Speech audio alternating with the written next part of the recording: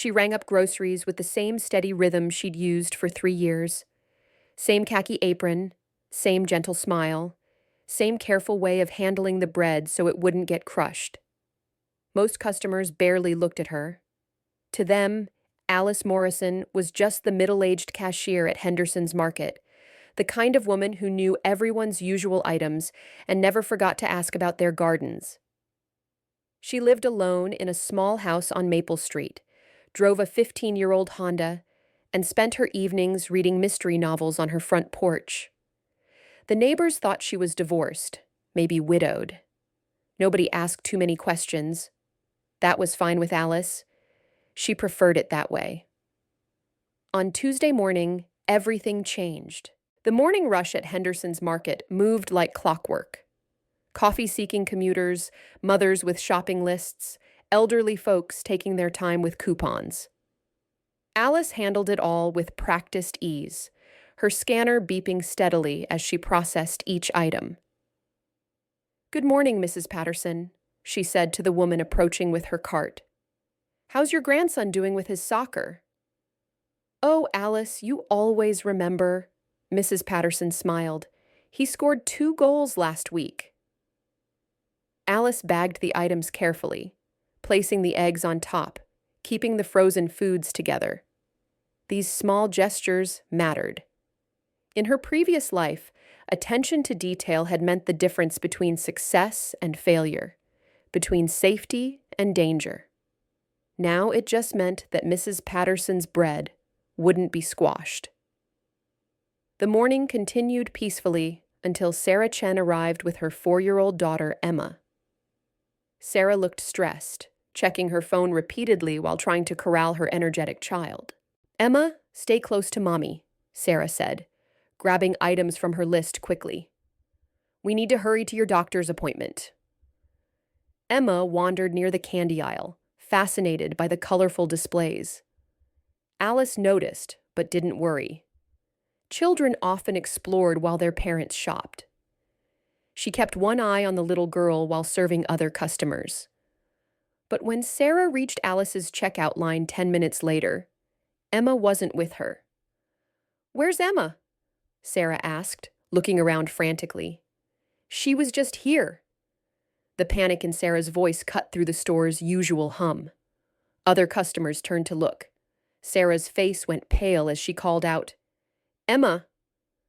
Emma, where are you?" "I'll help you find her," Alice said, stepping out from behind her register. Something in her tone made Sarah stop spinning in circles and look at her directly. "She was wearing a pink sweater and blue jeans," Sarah said, her voice shaking. "She has brown, curly hair in pigtails." Alice nodded. She was already scanning the store with different eyes now, not the casual observation of a cashier, but something more focused, more systematic. "Tom," Alice called to her manager. "I need to help find this child. Can you cover Register 3? Tom Miller had run Henderson's Market for 12 years, but he'd never seen Alice move like this. She wasn't hurried or panicked like Sarah. She was purposeful, methodical. "Of course," he said. "Take all the time you need." Alice turned to Sarah. "When did you last see Emma?" "Maybe 10 minutes ago?" She was looking at candy near aisle 4. "Okay, you check the bathrooms and the back exit. I'll search the aisles systematically. Tom, can you ask Jim to watch the front door? Don't alarm anyone, but make sure no one leaves with a child who isn't clearly theirs." Sarah stared at Alice. This wasn't the quiet cashier she'd known for months. This was someone else entirely. Alice walked to aisle 4 and examined the floor. A small shoe print in some spilled flour pointed toward the back of the store. She followed the trail, moving carefully but quickly. In aisle 7, she found a small hair tie on the floor. Pink, with a tiny butterfly. She picked it up and continued following signs that others wouldn't even notice. The trail led toward the storage area in the back. Alice pushed through the employees' only door and listened carefully. There, from behind boxes of cereal came a soft sniffling sound. "Emma?" Alice called gently. "Are you back there, sweetheart?"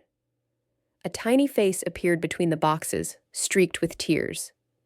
"I got lost," Emma whispered. Alice knelt down to Emma's level. "It's okay. Your mommy is looking for you. Let's get you back to her." She lifted Emma carefully, checking quickly for any injuries.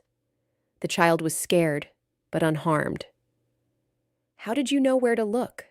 Emma asked as they walked back toward the front of the store. Alice smiled. "Sometimes you just have to know how to see the signs." Sarah burst into tears when she saw Emma safe in Alice's arms. She hugged her daughter tightly, then turned to Alice with amazement. "How did you find her so quickly?" The police officer said it could take hours to search properly. Alice handed Emma back to her mother. "I just looked carefully. She wasn't hurt, just scared." But Robert Hayes, a customer who had watched the whole scene unfold, studied Alice with curious eyes. He was a retired park ranger who had worked with search and rescue teams for 30 years. He recognized something in the way Alice had moved, the systematic approach, the calm confidence. "Excuse me," he said to Alice quietly. "That was impressive tracking work." Alice looked at him carefully. She could see in his eyes that he knew something about her methods. "I just helped a scared child," she said simply. "Ma'am, I spent 3 decades in search and rescue. What you just did, that wasn't luck. That was training." Alice didn't answer immediately. She glanced around the store, at the other customers watching, at Tom behind the counter looking impressed and curious. "Sometimes life teaches you skills you don't expect to use," she finally said. Robert nodded slowly. He had more questions, but he could see Alice wasn't ready to answer them here, in public, surrounded by curious neighbors. That evening, Alice sat on her porch as usual, but her mystery novel remained unopened in her lap. She stared at the quiet street, thinking about the look in Robert Hayes's eyes, the questions from other customers, the way Sarah had thanked her with tears in her voice. She had been careful for 3 years to remain invisible, ordinary, unremarkable.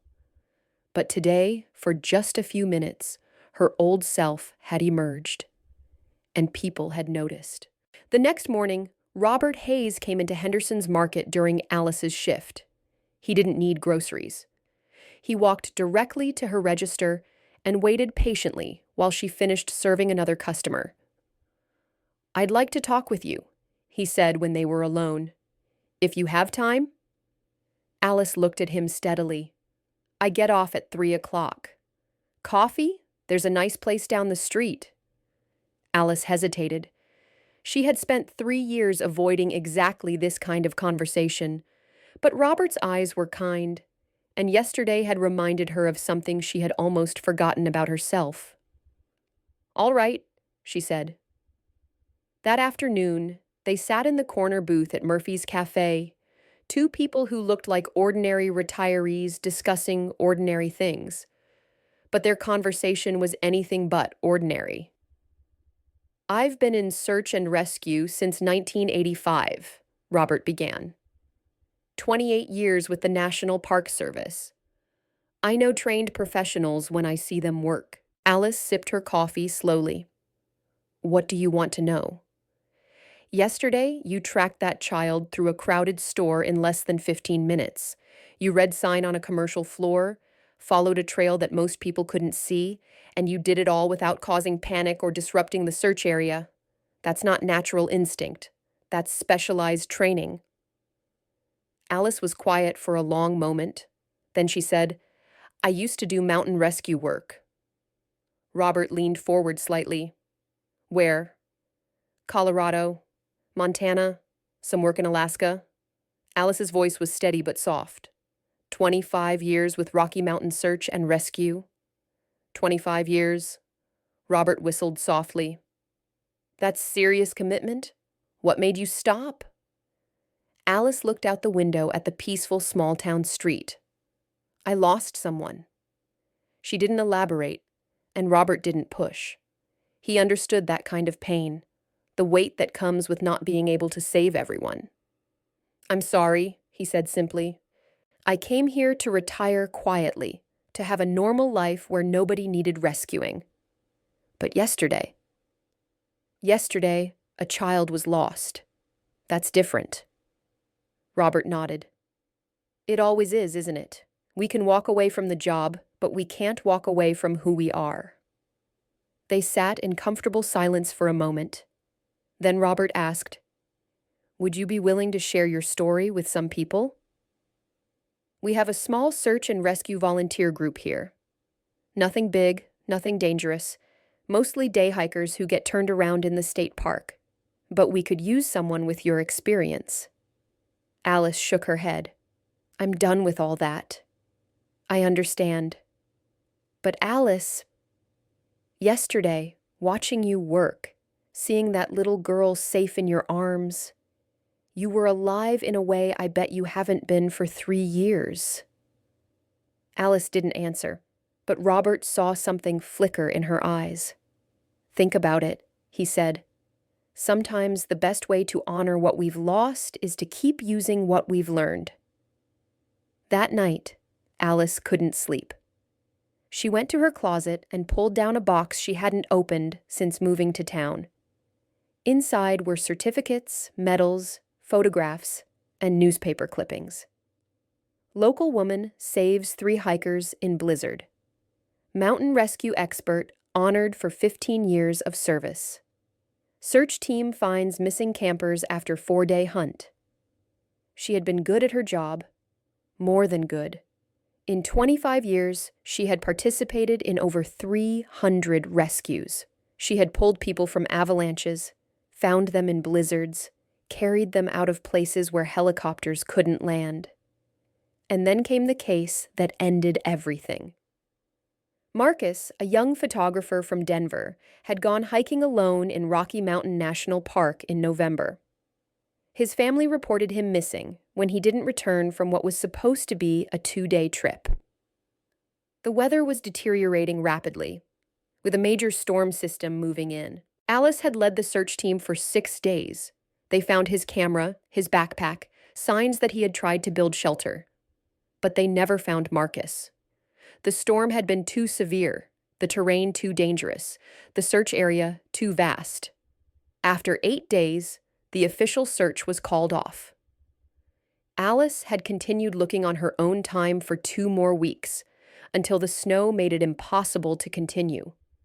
Marcus's family had been understanding, even grateful for her efforts.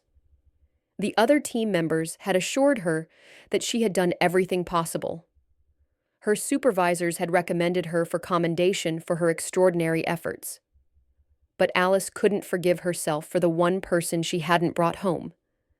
She had submitted her resignation 2 months later and driven east until she found a town where no one knew her name or her story. She had taken the first quiet job she could find and tried to disappear into ordinary life. Now, looking at the photographs and certificates, Alice remembered something else about her old life. She remembered the families whose loved ones she had found. She remembered the children she had carried out of the wilderness to safety. She remembered the feeling of purpose that had driven her through 2.5 decades of dangerous, exhausting, essential work. She remembered who she had been before grief made her forget. Among the photographs was one that made her pause longer than the others. It showed her team after rescuing a family of 5 who had gotten lost during a sudden snowstorm in the Rockies. The parents and 3 children stood wrapped in emergency blankets, exhausted but smiling, while Alice and her team posed beside them. She remembered that rescue clearly. It had taken 18 hours in whiteout conditions, but they had brought everyone home safely. The youngest child in that photo, a girl about Emma's age, had hugged Alice tightly before being reunited with her grandparents. "Thank you for finding us," the little girl had whispered. "I knew someone would come." Alice set the photograph down carefully and picked up another. This one showed her receiving a commendation from the governor of Colorado for her role in a complex rescue operation that had saved 6 climbers trapped on a remote peak. She barely remembered the ceremony. Formal events had never been her focus. But she remembered every detail of the rescue itself: the treacherous helicopter insertion, the technical rope work required to reach the climbers, the delicate medical care needed to keep them alive during the descent. She found herself going through each photograph, each certificate, each newspaper clipping, remembering not the recognition, but the people. The teenager who had fallen into a ravine during a family camping trip. The elderly man who had become disoriented on a familiar hiking trail. The group of scouts whose leader had suffered a heart attack miles from the nearest road. Each face, each story, each successful mission that had once defined her purpose. Word spread quickly through the small town about Alice's role in finding Emma Chen. Stories grew in the telling, as stories do, but the core remained the same. The quiet cashier at Henderson's Market had skills no one had suspected. Mrs. Patterson mentioned it to her bridge club.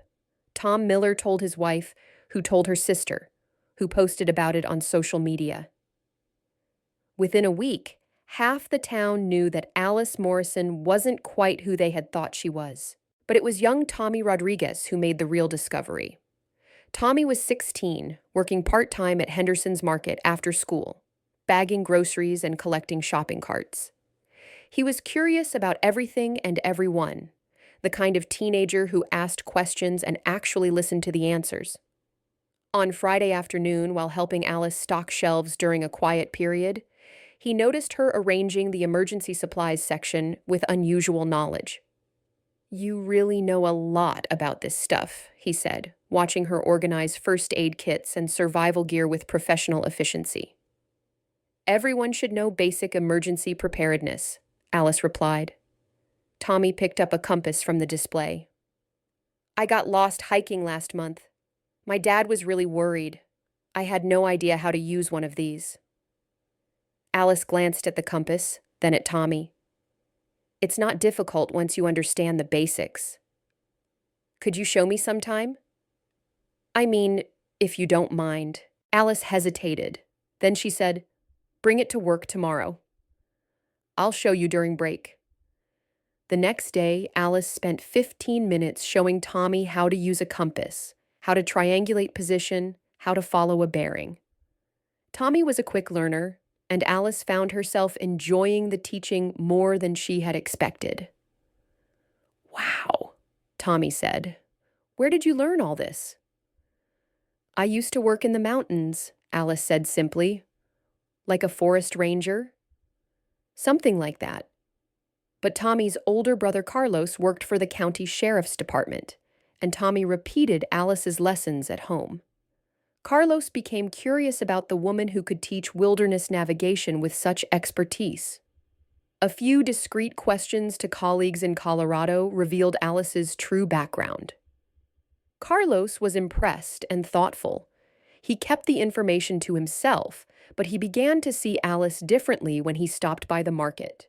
Carlos had served 2 tours in Afghanistan as a military police officer before joining the sheriff's department. He understood what it meant to carry skills and experiences that civilian life didn't always accommodate.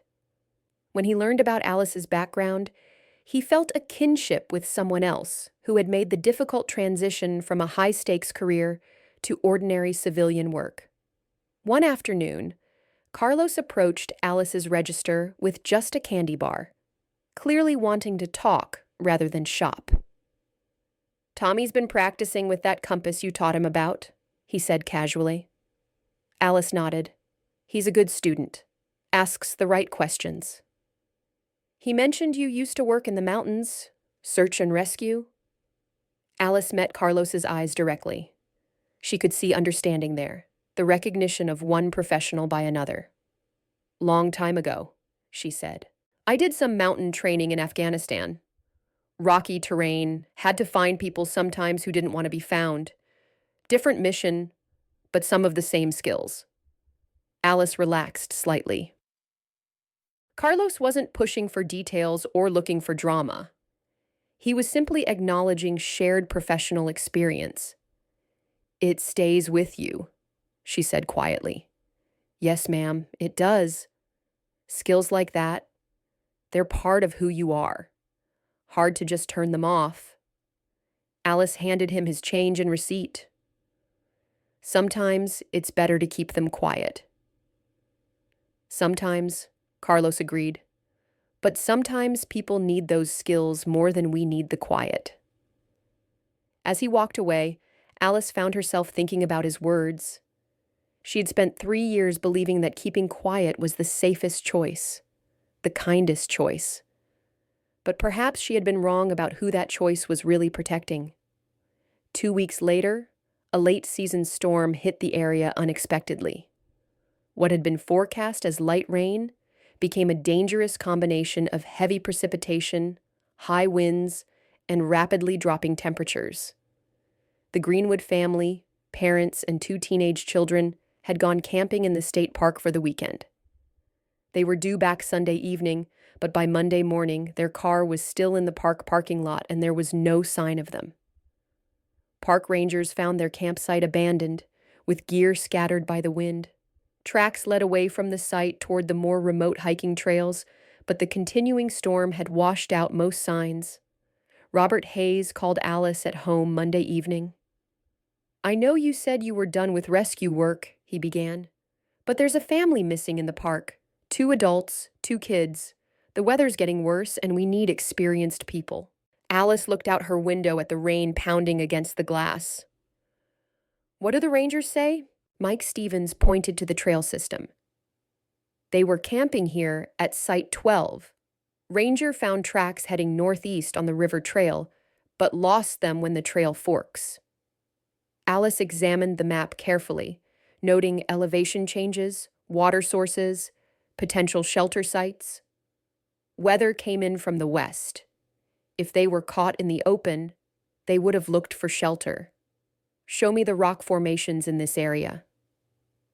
For the next hour, Alice planned the search with a precision that impressed even the experienced rangers. She divided the terrain into sectors, assigned specific areas to each team member, and established communication protocols. "Remember," she told the group, "we're looking for a family who's been out in severe weather for almost 24 hours. They may be injured, hypothermic, or disoriented. Our priority is safety, theirs and ours." As the team prepared to head out into the storm, Alice felt something she hadn't experienced in 3 years.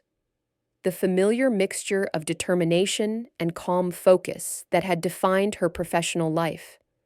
Her body remembered the rhythm of emergency response, the way every sense sharpened when lives were at stake. She checked her radio twice, tested her GPS unit, and made sure her emergency medical supplies were easily accessible. These were automatic actions, muscle memory from hundreds of similar operations.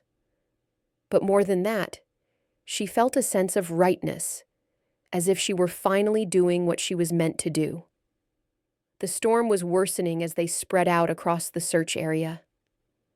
Alice moved through the dense forest, with the steady pace of someone who understood that speed came from efficiency, not haste. She read the landscape like a familiar book, noting wind patterns, drainage areas, and natural shelters. 3 hours in, she found the first sign, a broken branch at shoulder height, freshly snapped. Someone had passed this way recently, pushing through the undergrowth in poor visibility. Alice radioed her position to the other searchers and continued following the subtle trail. "They've got 3 people on the search, but 2 are rookies. The terrain up there is tricky in good weather." In this storm, Alice was quiet for a long moment. Robert waited. "I'll be there in 20 minutes, she said finally. When Alice arrived at the park ranger station, she was wearing clothes most people in town had never seen her in. Waterproof hiking boots, professional-grade rain gear, a pack loaded with emergency equipment. She looked competent, prepared, completely different from the woman who rang up groceries. Robert introduced her to the other searchers, park rangers Mike Stevens and Janet Walsh, and volunteers Dave Chen and Maria Santos. Alice Morrison has 25 years of mountain rescue experience, Robert told the group. She'll be leading today's search. Alice studied the topographical map spread on the table. What do we know about their route? Alice worked with methodical precision, reading the landscape like text on a page. Despite the storm, she found traces of the family's passage, a broken branch here, a disturbed rock pile there, signs so subtle that the other searchers couldn't see them even when Alice pointed them out. The trail led uphill, away from the main hiking paths, toward an area of steep slopes and rocky overhangs. Alice realized the family had probably been trying to find shelter from the storm, but had gotten lost in the process. 3 hours into the search, Alice's radio crackled. "Base camp to Alice. We've got another storm cell moving in. You need to consider pulling back." Alice checked her GPS and studied the terrain ahead.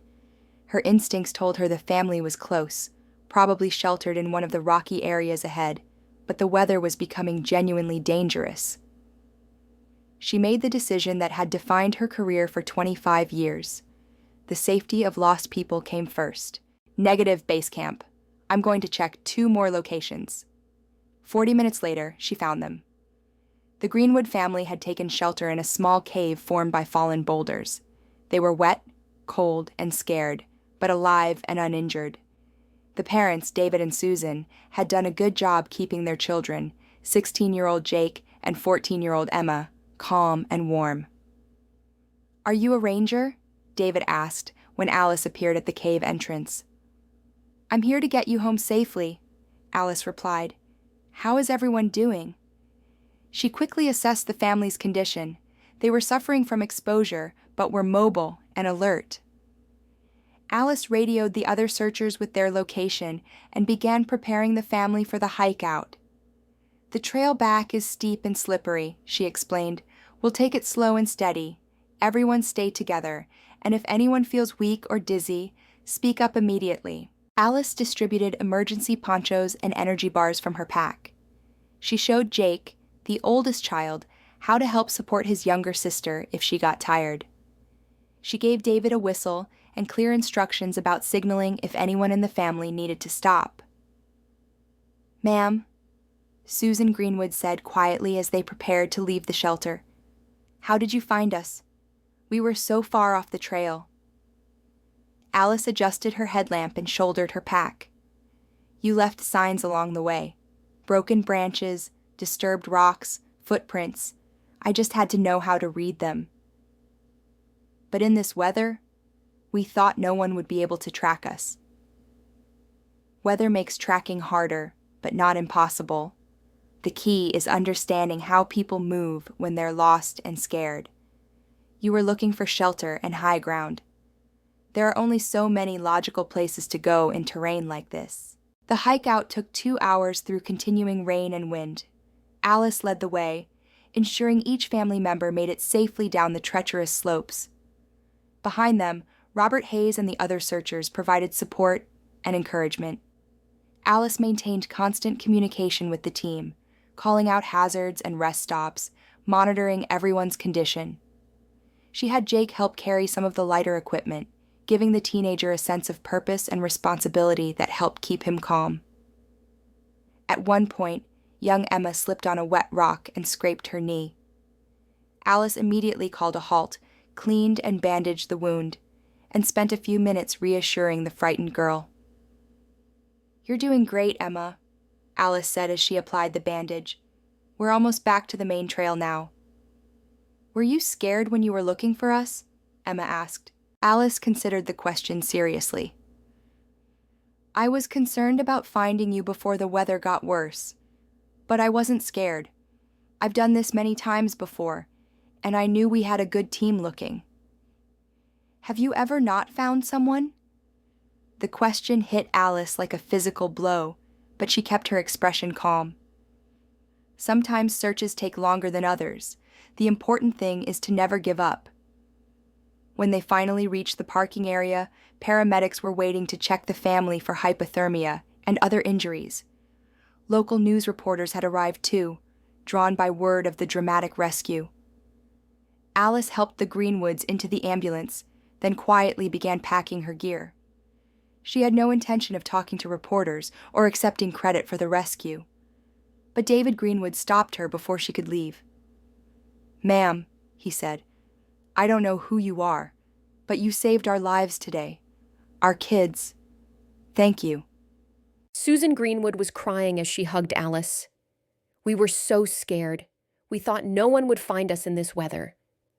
Alice looked at the family, tired, wet, but safe, and felt something she hadn't experienced in 3 years: the deep satisfaction of bringing people home alive. "I'm glad you're all safe," she said simply. Young Jake Greenwood stepped forward, still wrapped in an emergency blanket. "Ma'am, what you did today? That was incredible. I want to learn how to do what you do." Alice smiled at the earnest teenager. "Focus on staying safe in the wilderness first. Learn navigation, basic first aid, how to prepare for emergencies. The rescue skills can come later." "Will you teach me?" Jake asked hopefully. Alice hesitated, then nodded. "Come by Henderson's Market next week. We'll talk." As the ambulance drove away with the Greenwood family, Alice felt a profound shift inside herself. For the first time in 3 years, she had been fully herself again. Not the hidden, diminished version she had become, but the person she had been trained to be, the person she still was, underneath the fear and guilt. By the time Alice returned to work on Tuesday, the story had spread throughout the town. The local newspaper ran a front-page article: "Local Woman Leads Dramatic Family Rescue." The article mentioned Alice's background in mountain rescue and her role in finding the Greenwood family during dangerous weather conditions. Customers at Henderson's Market looked at Alice with new eyes. She was still the same person, still rang up their groceries with the same careful attention. But now they knew there was much more to her story. Mrs. Patterson approached Alice's register with obvious curiosity. "Alice, dear, I had no idea about your background. 25 years of mountain rescue. You must have seen so many things." Alice smiled politely, but kept working. "It was just a job I used to do." "Oh, but it must have been so exciting and dangerous. Did you ever rescue anyone famous?" Alice shook her head gently. "The people I helped weren't famous. They were just people who needed help getting home safely." Other customers throughout the day asked similar questions.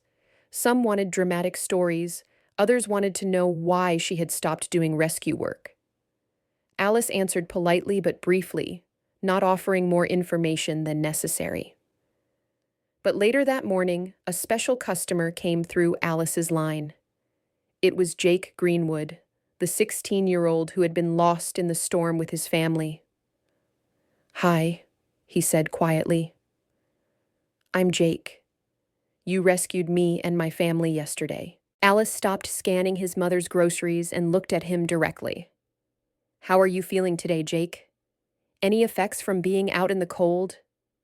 "I'm fine," Jake said, "but I wanted to thank you again and to ask you something." Alice waited. "I want to learn how to do what you do. I mean, I know I'm just a kid, but what if someone else gets lost? What if I could help?" Alice studied the serious young man in front of her. She saw something in his eyes that reminded her of herself at that age: curiosity, determination, a desire to help others.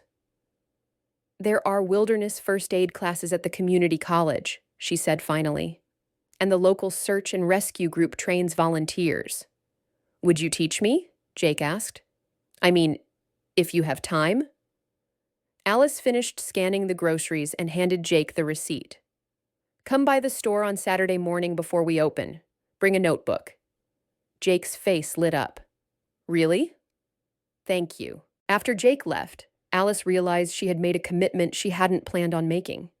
But for the first time since moving to town, she was looking forward to something. The rest of the week brought a steady stream of curiosity from customers and townspeople. Alice found herself the center of attention in a way she hadn't experienced since leaving Colorado. Most people were respectful and kind, but the constant questions and recognition felt overwhelming after 3 years of anonymity. On Friday afternoon, Carlos Rodriguez approached her register with his usual single item, a candy bar that served as an excuse for conversation. "Heard you had quite a week," he said casually. Alice nodded. "It's been busy." "Town's talking about you. Good things mostly. Some folks are calling you a hero." Alice grimaced slightly. "I'm not a hero. I just did what anyone with my training would do." Carlos leaned forward slightly, lowering his voice. "That's exactly what makes you one. Heroes don't think they're heroes. They just do what needs doing." He paused, then added, "My brother Tommy's been practicing with that compass every day since you showed him. Kid's obsessed with learning wilderness skills now." "He's a good student," Alice said. "He is. And he could use a good teacher. We all could." Alice met Carlos's eyes. "What are you suggesting?" "I'm not suggesting anything. Just observing that this town has someone with 25 years of professional experience in keeping people safe outdoors. And that same town has a lot of people who like to hike, camp, and explore the wilderness without much knowledge about how to stay safe." Alice considered his words as she handed him his receipt. "I'll think about it." "That's all anyone can ask," Carlos said. "But, Alice, don't think too long. Sometimes opportunities to help people don't wait for us to be ready." Saturday morning arrived gray and cool, perfect weather for outdoor lessons. Jake appeared at Henderson's Market at 7 o'clock, 45 minutes before opening time, carrying a notebook and wearing hiking boots. Alice met him at the back entrance, carrying her old training pack. "Ready for your first lesson?" she asked. "Yes, ma'am." Alice led Jake to the small wooded area behind the market. First rule of wilderness survival: always tell someone where you're going and when you expect to return. For the next 2 hours, Alice taught Jake basic wilderness skills: how to read terrain, how to signal for help, how to find water, how to stay warm in emergency situations. Jake was an eager student, asking intelligent questions and taking careful notes. "This is amazing," Jake said, as Alice showed him how to build an emergency shelter from branches and debris. "I can't believe you did this for 25 years. It wasn't just about the technical skills," Alice explained. "The most important part was never giving up. When people are lost and scared, they need to know someone is looking for them, no matter what." "Is that why you came looking for us in the storm, even when it was dangerous?" Alice paused in her demonstration. "Yes, that's exactly why." But Jake had more questions. "Mom said you stopped doing rescue work a few years ago. Why?" Alice looked at the young man who reminded her so much of her younger self. She had told this story to very few people, but something about Jake's earnestness made her want to be honest. "I lost someone," she said simply. "A young photographer named Marcus. He got lost in a winter storm in Colorado. And despite everything I knew, everything I tried, I couldn't find him in time." Jake was quiet for a moment. "That must have been terrible." "It was. I felt like I had failed in the most important way possible." "But you saved hundreds of other people, right? I read the newspaper article about you." Alice nodded. "Over 300 rescues in 25 years. So one person you couldn't save made you stop helping everyone else?" The question hit Alice like a physical blow. She stared at Jake, this 16-year-old who had just cut straight to the heart of the matter.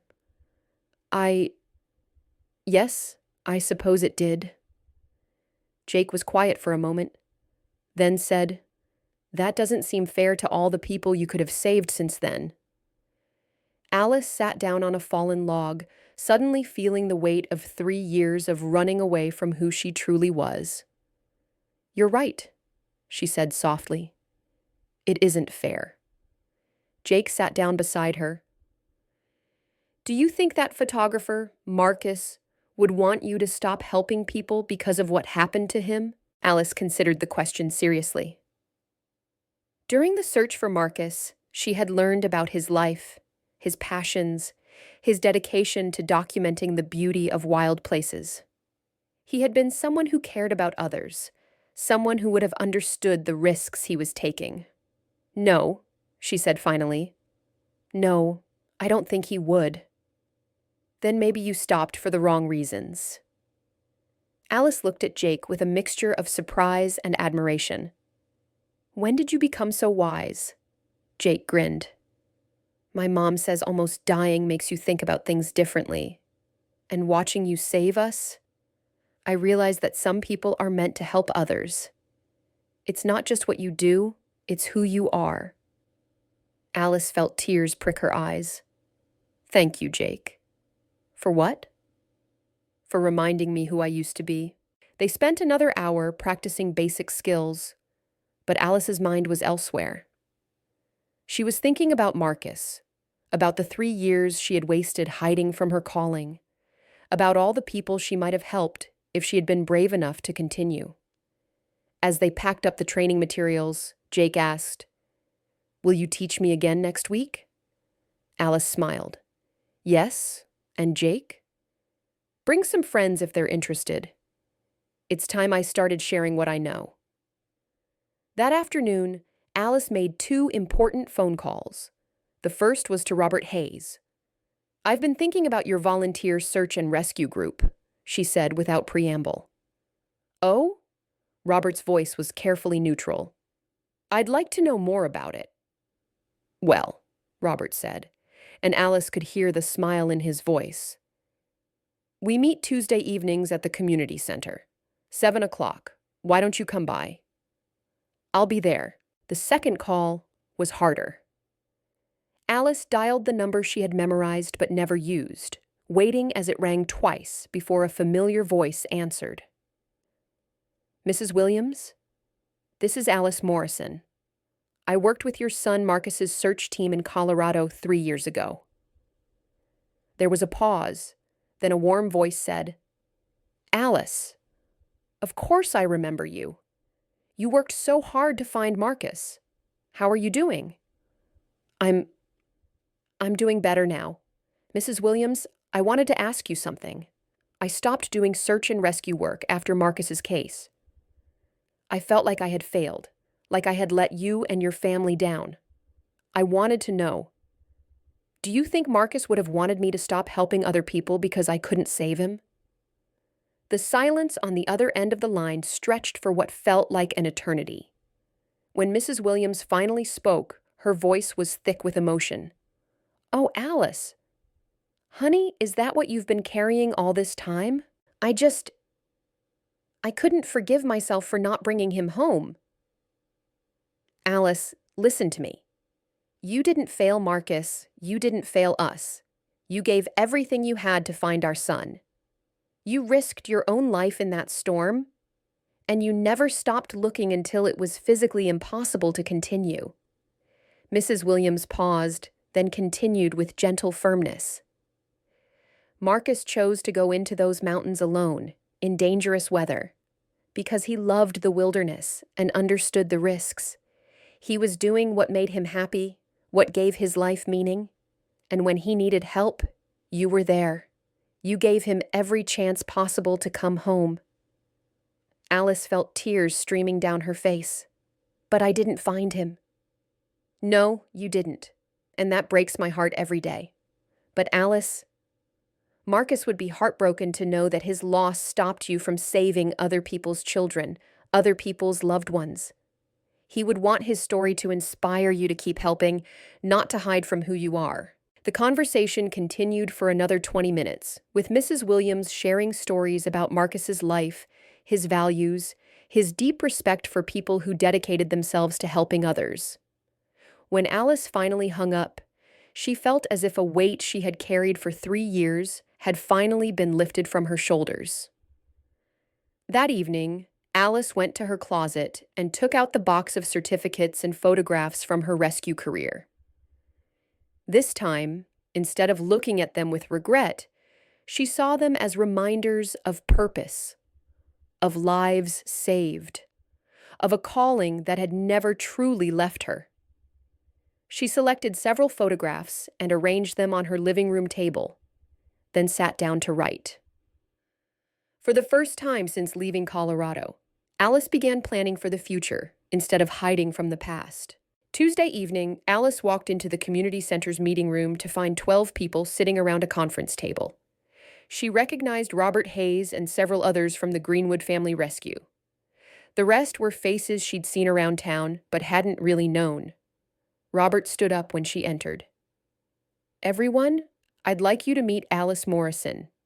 Alice has 25 years of professional mountain rescue experience and led our search for the Greenwood family last week."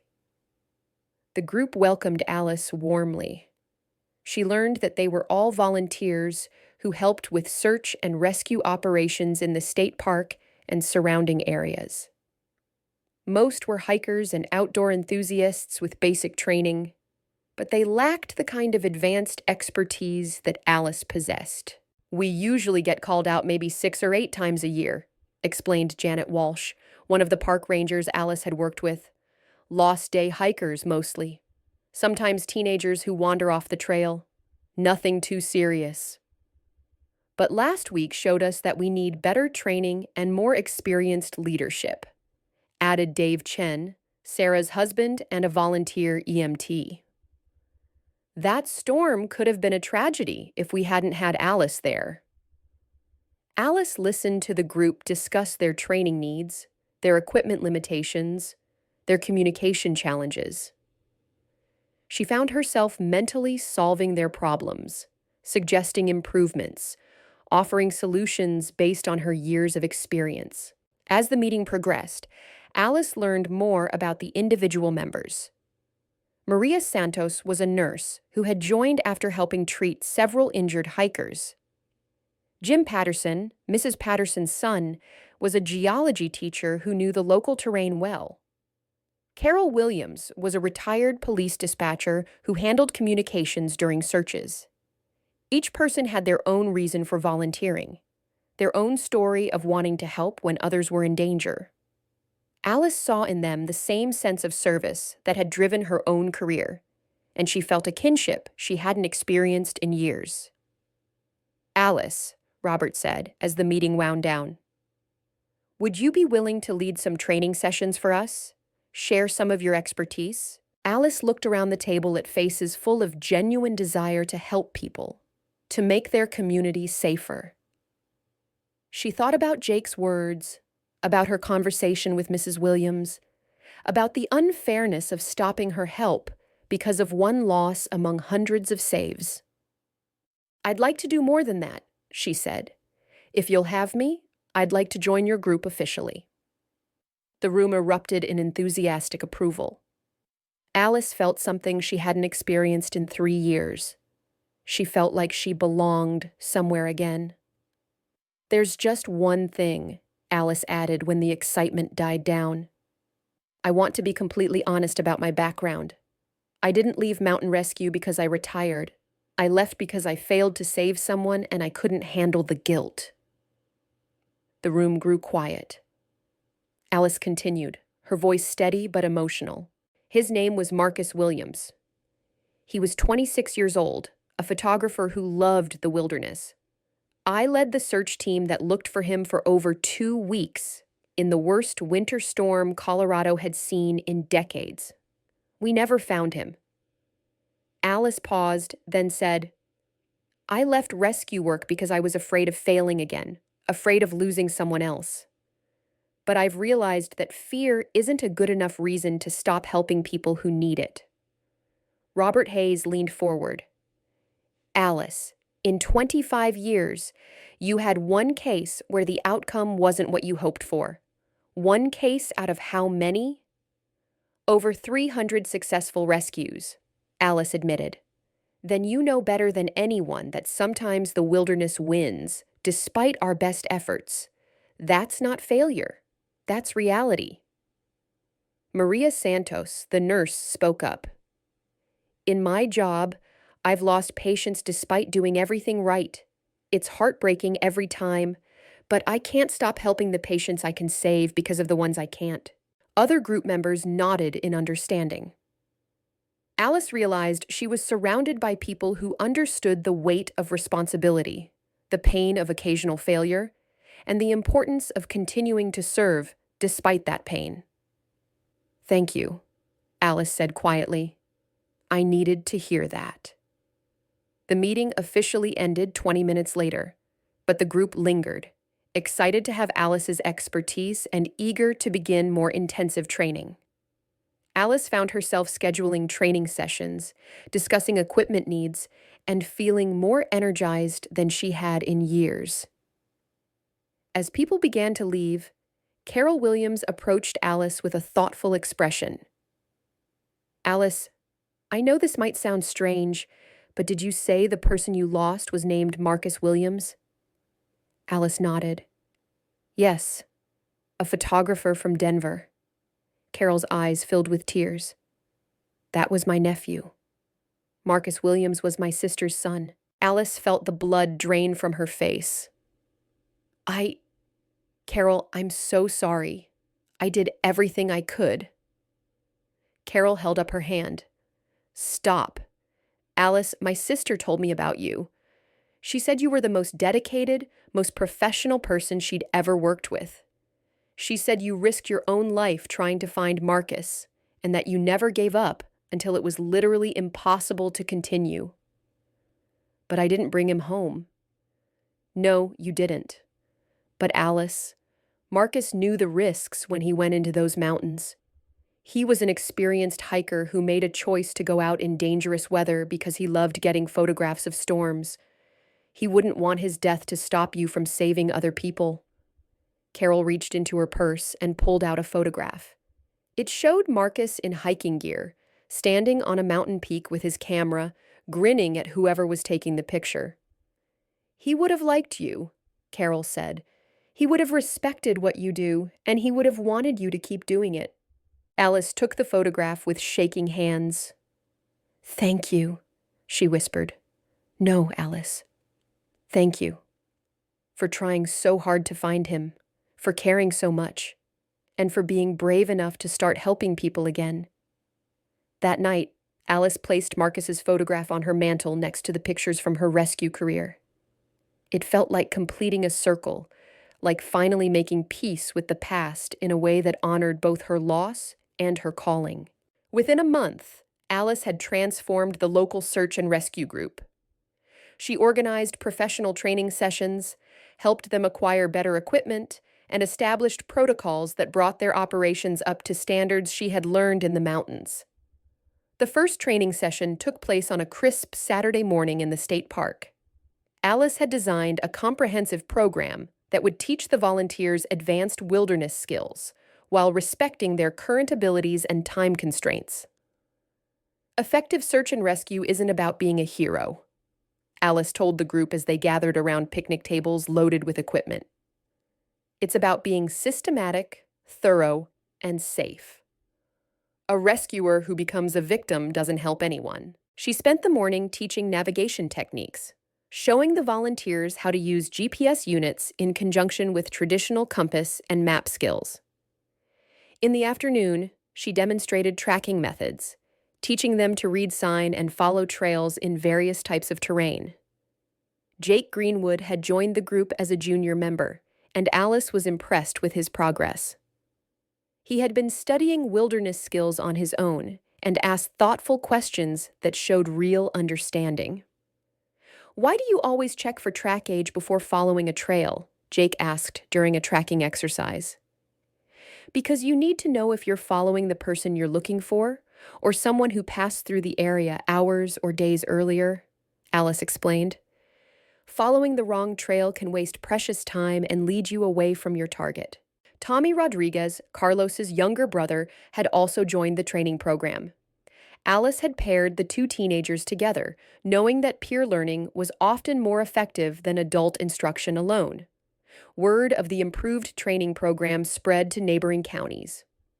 Alice found herself consulting on search operations, training other volunteer groups, and gradually returning to the work she had been born to do. But she approached it differently now, with a deeper understanding of the balance between professional duty and personal limitations. 3 weeks after joining the local group, Alice received her first call-out since the Greenwood rescue. A day hiker had failed to return from a solo trip in the state park, and his wife was worried because severe weather was moving in. Alice responded with the same mixture of calm determination and careful preparation that had defined her career. But this time, she felt an additional layer of purpose. She was not just helping a lost person, she was demonstrating to her team how to handle a real emergency. The search took 4 hours and involved the entire volunteer group. Alice coordinated from base camp, sending teams to cover different sectors while maintaining radio communication with everyone. She had taught the volunteers to work systematically, rather than rushing into the wilderness without a plan. The missing hiker, a college professor named Dr. Richards, was found by Maria Santos and Jim Patterson in a rocky area where he had taken shelter after twisting his ankle. He was cold and concerned, but not seriously injured. Alice watched with pride as her team executed a textbook rescue operation. They had found the victim quickly, provided appropriate medical care, and extracted him safely without creating additional hazards. "Nice work, everyone," Alice said as they packed up equipment at the base station. That was a professional operation. Robert Hayes approached her as the other volunteers dispersed. "Alice, that was impressive. 6 months ago, a search like that would have taken us all day and probably required calling in outside help." Alice nodded. "The team has learned fast. They just needed proper training and experience working together." "No, Alice, they needed you. Your experience, your leadership, your ability to stay calm under pressure. You've transformed this group." Alice looked around at the volunteers loading equipment, joking with each other, displaying the easy camaraderie of people who had worked together successfully. She felt a deep satisfaction that went beyond the successful rescue. "They've transformed me too," she admitted. A year later, Alice's life had found a new balance. She still worked part-time at Henderson's Market, but now everyone in town knew her story. Customers often asked her advice about hiking safety or wilderness preparedness. She had become the unofficial expert on outdoor safety for the entire community. The local search and rescue group, under Alice's leadership, had become one of the most effective volunteer units in the state. They had successfully completed 15 rescue operations without a single serious injury to victims or rescuers. Alice herself had participated in 6 major rescues, including a complex operation that saved 3 hunters trapped by an early blizzard in the mountains. Each successful rescue added to her healing, slowly rebuilding her confidence and sense of purpose. But perhaps the most meaningful change was in her relationship with the community. Alice was no longer the invisible cashier that people barely noticed. She had become someone people looked up to, someone they trusted, someone they knew would answer the call when help was needed. The training program Alice had established had grown beyond the local search and rescue group. She now taught wilderness safety classes at the community college, led hiking safety seminars for scout troops, and consulted with other volunteer rescue organizations throughout the region. Jake Greenwood had become her most dedicated assistant instructor. Now 17 and a senior in high school, he had earned wilderness first aid certification and was planning to study emergency management in college.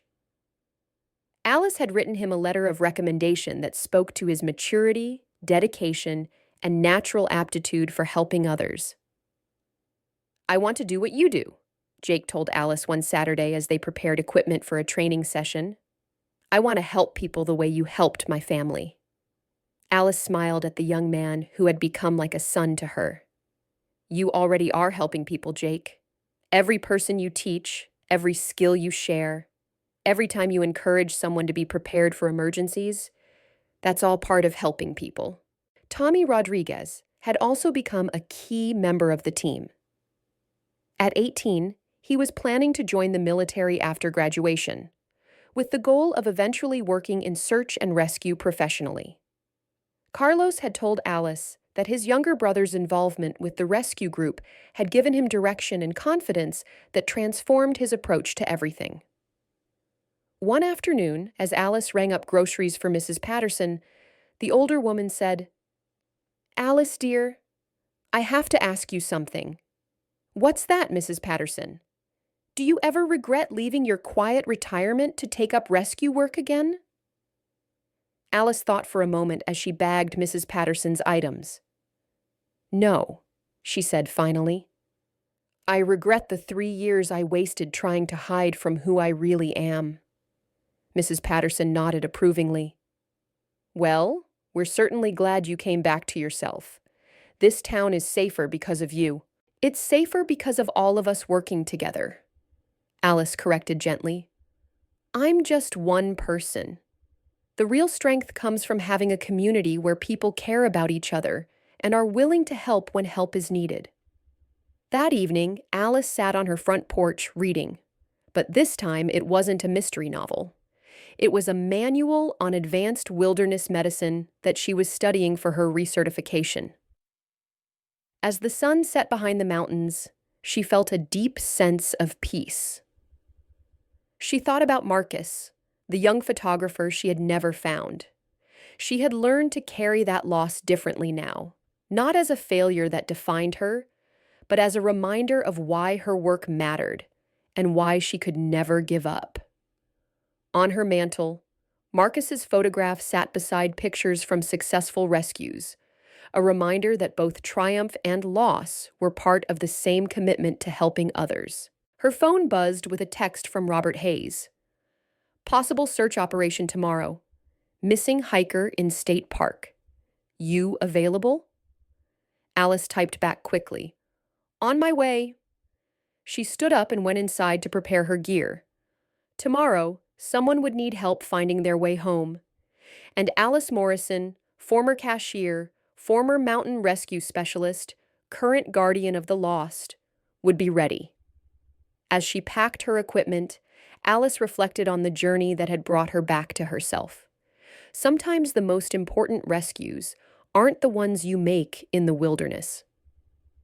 Sometimes the most important rescue is the one you make of your own life, when you finally stop running from who you're meant to be and embrace the calling that was always waiting for you to return.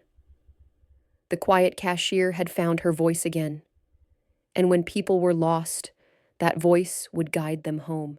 2 years after Emma Chen's disappearance in Henderson's Market, Alice received an unexpected visitor. A young woman in her mid-20s knocked on her door one Saturday morning, holding a newspaper clipping and looking nervous. "Ms. Morrison? My name is Jennifer Hayes. I'm Robert's daughter.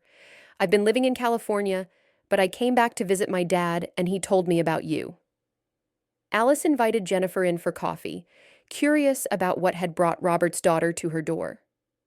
"I'm a journalist," Jennifer explained, settling into Alice's living room chair. "I write features about people who make a difference in their communities.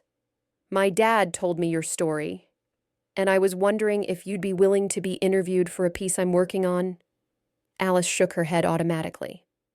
"I don't do interviews. I'm not looking for publicity." "I understand that. But Ms. Morrison, your story isn't just about you. It's about the importance of not letting past failures define our future contributions. It's about communities coming together to help each other. It's about finding purpose after loss." Jennifer pulled out the newspaper clipping. "This is from the Denver Post 3 years ago. It's about the search for Marcus Williams, the photographer who went missing in Rocky Mountain National Park. Alice recognized the article immediately. It was one of the few pieces that had been written about Marcus's disappearance, focusing on the extensive search efforts and the dangerous conditions that had ultimately prevented his rescue. Jennifer continued, "The article mentions you. It says you led a search team for over 2 weeks in impossible conditions, that you risked your own life multiple times trying to find him." Alice was quiet for a long moment. "What's your point?" "My point is that the article also mentions that you resigned from search and rescue work after this case. But it doesn't tell the rest of the story. How you came here, how you built a new life, how you eventually found your way back to helping people." Jennifer leaned forward. "Ms. Morrison, there are probably thousands of people out there who've stepped away from their callings because of a single failure, a single loss.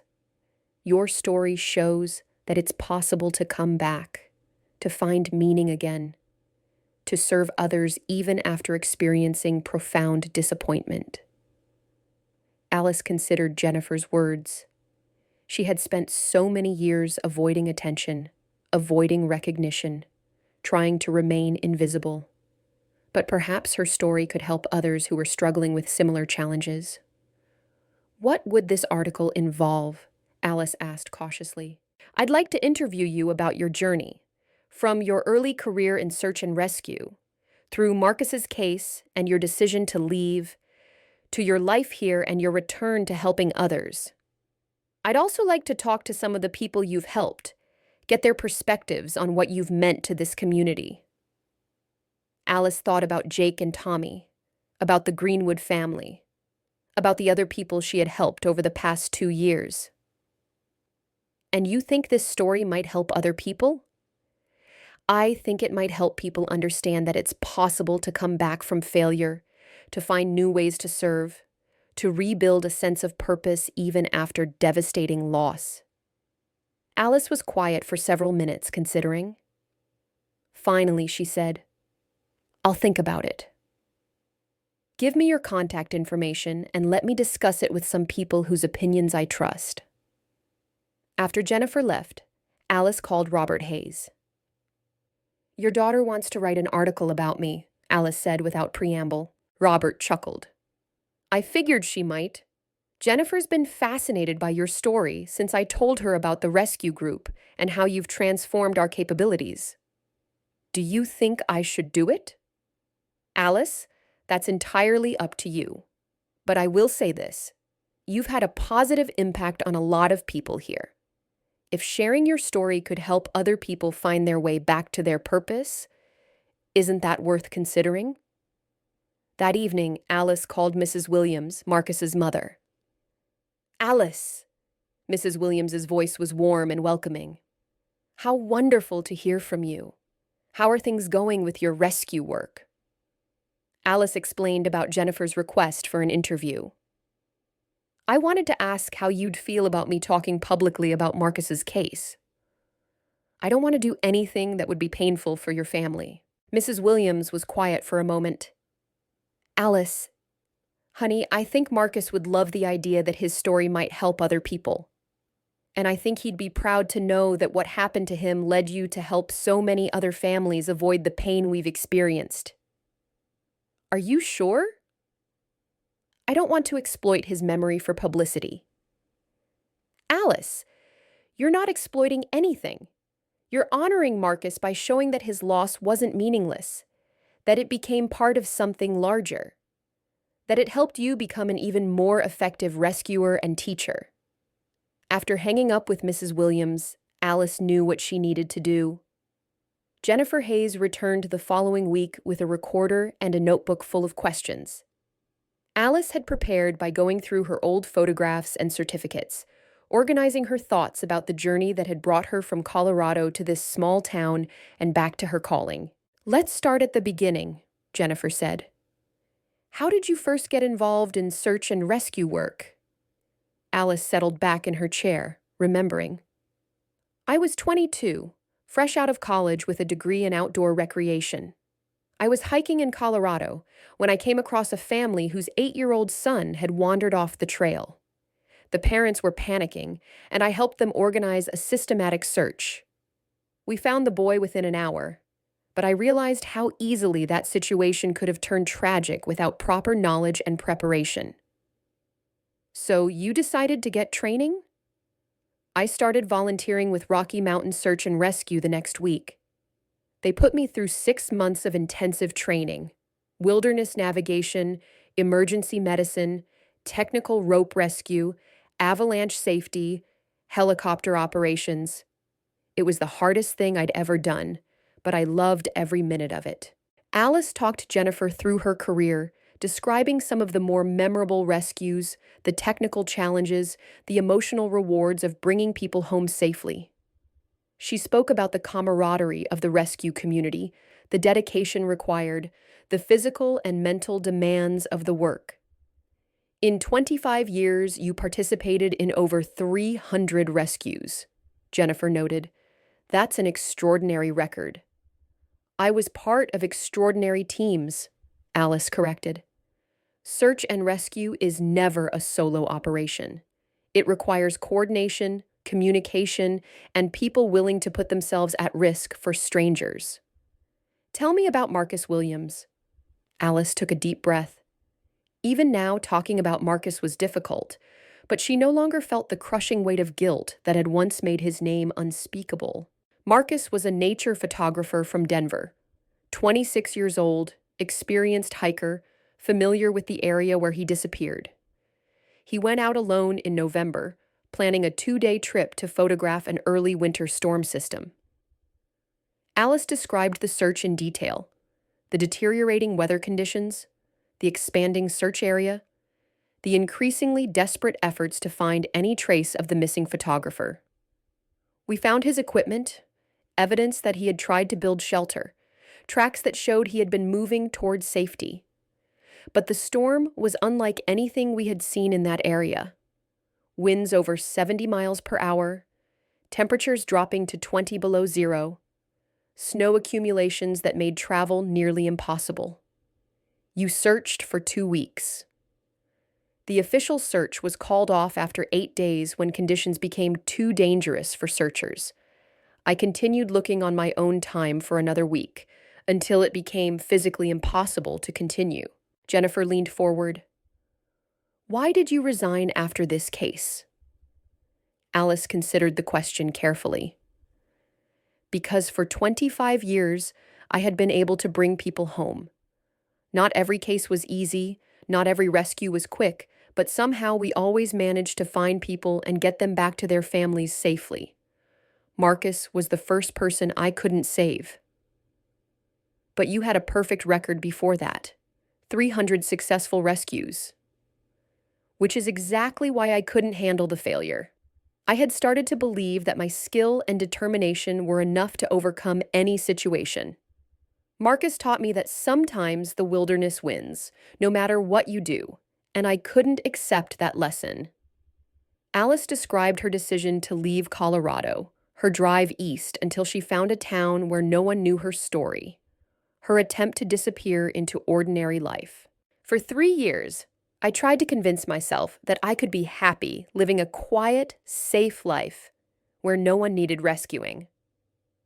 I took a job at Henderson's Market, rented a small house, and tried to pretend that my rescue skills were just an old memory. What changed? Alice smiled.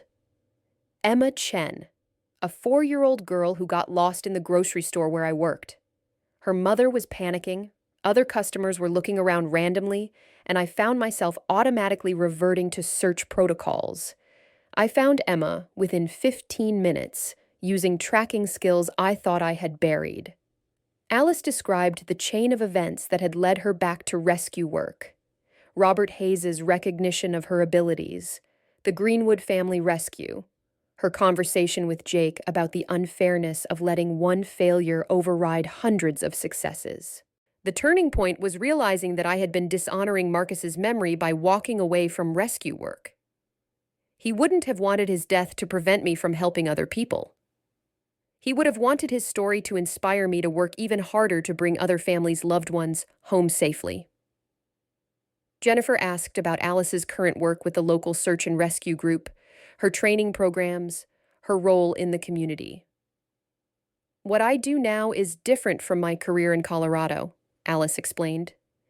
Then I was part of a professional operation with extensive resources and full-time dedication. Here, I'm working with volunteers who have other jobs, other commitments, but who care deeply about helping their neighbors. Is it as fulfilling as your previous career? Alice considered the question carefully. It's fulfilling in different ways. The technical challenges aren't as extreme, but the community aspect is more rewarding. I'm not just participating in rescues. I'm teaching other people to be rescuers. I'm helping build capabilities that will outlast my own involvement.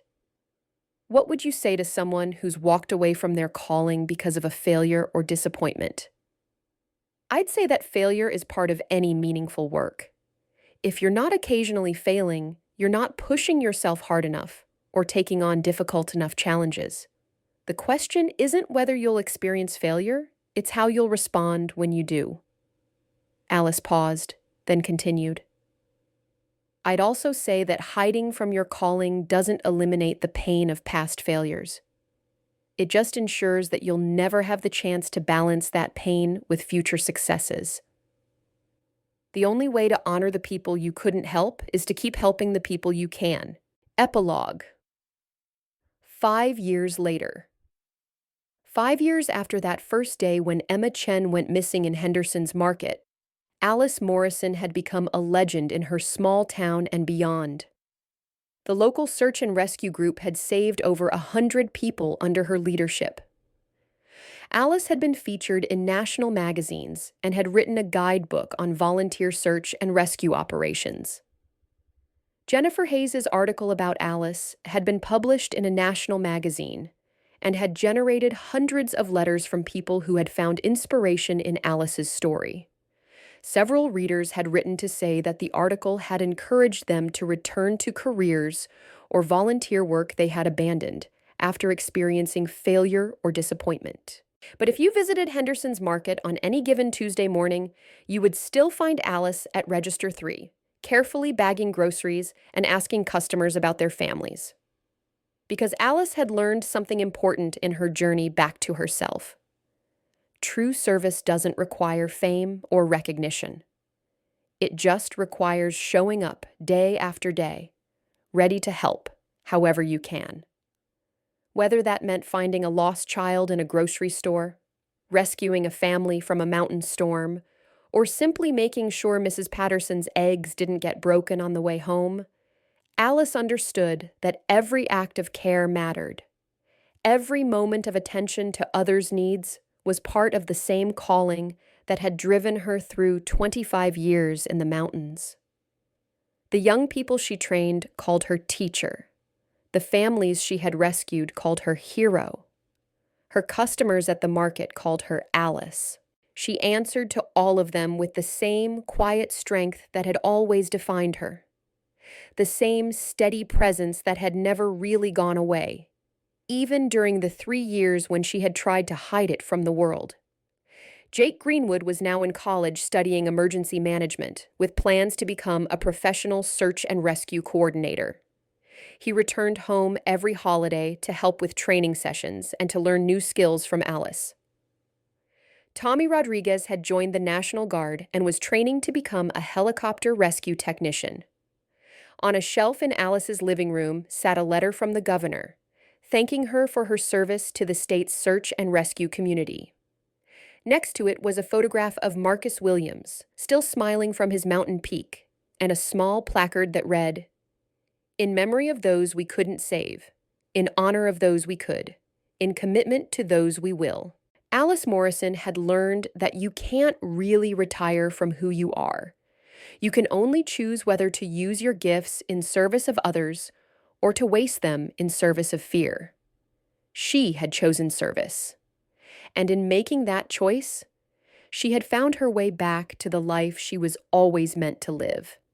The quiet strength that had once moved mountains in Colorado now moved hearts in a small town, proving that heroism isn't about the size of your stage, but about the depth of your commitment to helping others find their way home.